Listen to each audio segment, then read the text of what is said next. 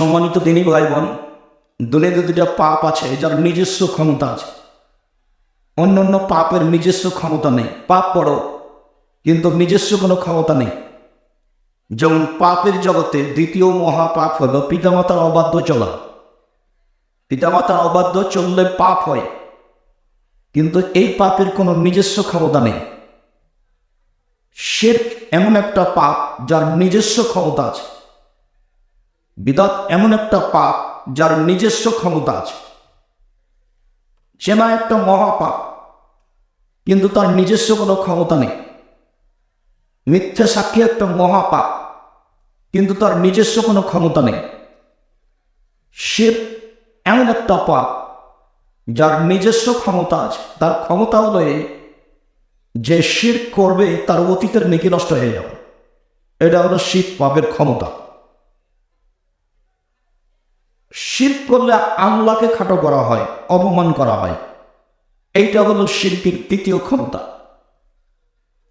বিদআতেরও দুইটা ক্ষমতা আছে, শিরকেরও দুইটা ক্ষমতা আছে, অথচ সেটা একটা পাপ, এক অবাক পাপ যে অতীয় মানুষের অতীতের নেকি নষ্ট হয়ে যায়। অথচ যে করছে সে ভালো মনে করেই করছে। ধরো চুয়াডাঙ্গা জেলা থেকে একটা গাড়ি ছুটেছে ঢাকা যাবে, তো বারবার ড্রাইভার বলছে কন্ট্রাক্টরকে যে একটা মাজার পেলে 10টা টাকা দিও। কেন বলছে ড্রাইভার বারবার এই কথা? এই জন্য বলছে যে ড্রাইভারের ধারণা মাজারে 10টা টাকা দিলে গাড়িটা অ্যাক্সিডেন্ট হবে না। তাহলে তার ধারণা এটা একটা ভালো কাজ। অনেক গাড়ির পিছন দিকে জুতা স্যান্ডেল ঝুলানো আছে, তার ধারণা গাড়ির পিছনে জুতা স্যান্ডেল ঝুলালে গাড়ি অ্যাক্সিডেন্ট হবে না। তাহলে এই কাজটা করছে ও ভালো ধারণাই। মানুষ যে গরু ছাগল খাওয়ার পানি কবরস্থানে নিয়ে যায়, মাজারে নিয়ে যায়, তো পাপের জন্য তো নিয়ে যায়, ওখানে একটা ভালো কিছু হবে মনে করেই নিয়ে যায়। তাহলে শিরক হলো মানুষের ধারণায় ভালো কাজ, অথচ শিরক পাপের জগতে সবচেয়ে বড় পাপ।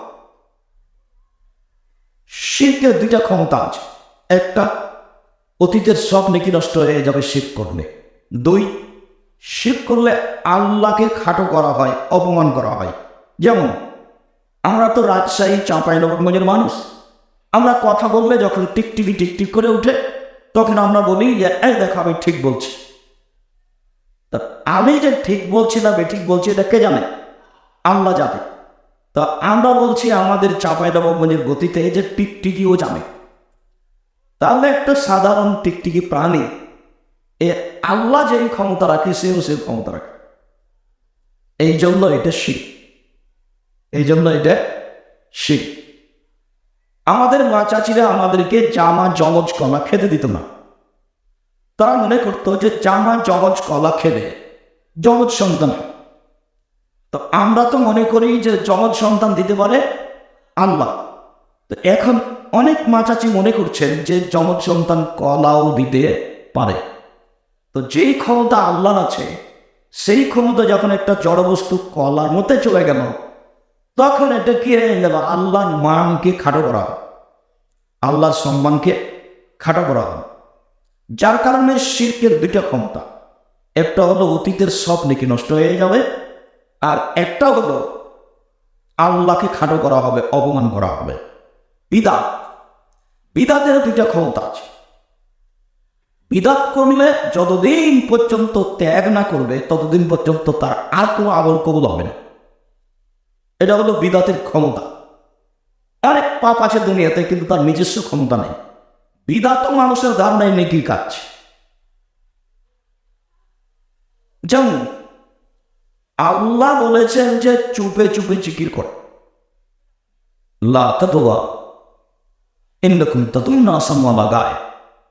তোমরা যাকে ডাকছো ইরবাওয়ালান ফিসিন, এই চুপে চুপে জিকির করো। নিশ্চয়ই তোমরা যাকে ডাকছো সবকিছু শোনে, নিশ্চয়ই তোমরা যাকে ডাকছো সবকিছু দেখে।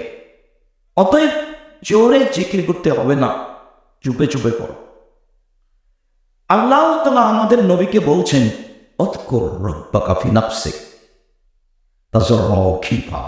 মুহাম্মদ সাল্লাল্লাহু আলাইহি ওয়াসাল্লাম, আপনি আপনার প্রতিপালককে ডাকুন অতীব গোপনে, অতীব ভয় ভীতি নিয়ে।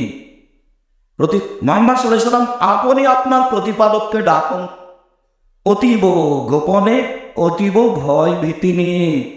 অতনাচার মিনাল কওলে, সরবে নয় নীরবে, চুপে চুপে ডাকো, সরবে নয় নীরবে।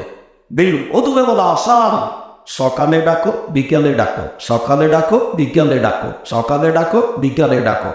নীরবে ডাকো সরবে নয়, নীরবে ডাকো সরবে নয়, চুপে চুপে ডাকো, গোপনে ডাকো, ভয় ভীতি নিয়ে ডাকো। এটা আল্লাহর আদেশ। ইজ নাদা রব্বাহু, এটা যখন জাকারিয়া আলাইহিস সালাম তার প্রতিপালককে চুপে চুপে বললেন, আল্লাহ, মারিয়ামের কাছে দেখলাম অসময়ের ফল। কথার কথা, শীতের দিনে দেখলাম রাজশাহীর ফজলিয়া, ও তো গরমের দিনে হতে হবে। তো আল্লাহ, আমি মারিয়ামের কাছে অসময়ের ফল দেখলাম। আমি বললাম মারিয়ামকে, মারিয়াম মেরে রাহা যায়, এগুলো কোথা থেকে এসেছে? তো মারিয়াম আমাকে উত্তরে বললো, হাজাবে দিল্লা, এটা আল্লাহর পক্ষ থেকে এসেছে। তো তুমি যদি মারিয়ামকে অসময়ে ফল দিতে পারো, তো আমাকে একটা সন্তান দিতে পারো না? জাকারিয়া আলাইহিস সালাম বলছেন, প্রতিপালক, আমার মাথার চুল পেকে গেছে, আমার হাড় হাড্ডি দুর্বল হয়ে গেছে, আমার স্ত্রী বন্ধা, বাচ্চা দিতে পারে, তাহলে বাচ্চা দেওয়ার মতো আমার কাছে কোনো পরিবেশ নেই। আমি নিজেও বৃদ্ধ মানুষ, আমার স্ত্রীও বন্ধা। কিন্তু ঘটনা হচ্ছে যে তোমার কাছে চাইলে মানুষ নিরাশা হয় না, আমার কাছে কোনো পথঘাট নাই, এই কথাও ঠিক। তোমার কাছে চাইলে মানুষ নিরাশা হয় না, এই কথাও ঠিক। যেহেতু তুমি মারিয়ামকে অসময়ে ফল দিয়ে চোখ দিতে পারো, তুমি সর্বশক্তিমান, বৃদ্ধ মানুষ হলে কি হবে, আমার স্ত্রী বন্ধা হলে কি হবে, তুমি একটা সন্তান দাও, তুমি তো পারো। ঠিক আছে, দিলাম, ওর নামিয়ে দিয়ে। তো কথা বল যেটা, সেটা হলো চুপে চুপে ডাকা। চিঠি যদি সরবে হয়, নীরবে না হয়, তাহলে আল্লাহর রাসূলকে খাটো করা হবে, অপমান করা হবে। তখন আর ইবাদত কবুল হবে না। এটা হলো বিদআতের ক্ষমতা। শিরকের যেমন দুইটা ক্ষমতা আছে, বিদআতের তেমন দুইটা ক্ষমতা আছে। আপনি মানেন না মানেন, ভদ্রতা বজায় রেখে চুপচাপ শুনবেন। যদি খারাপ লাগে, শেষ হয়ে যাবে, তখন বলবেন, আব্দুল রাজ্জাক সাহেব, আপনাকেও সালাম, আপনার বক্তব্যকেও সালাম, গেলাম, সমস্যা নেই। আপনাকে আমি মানাতে বাধ্য নই, তবে আমি শুনতে অনুরোধ করছি।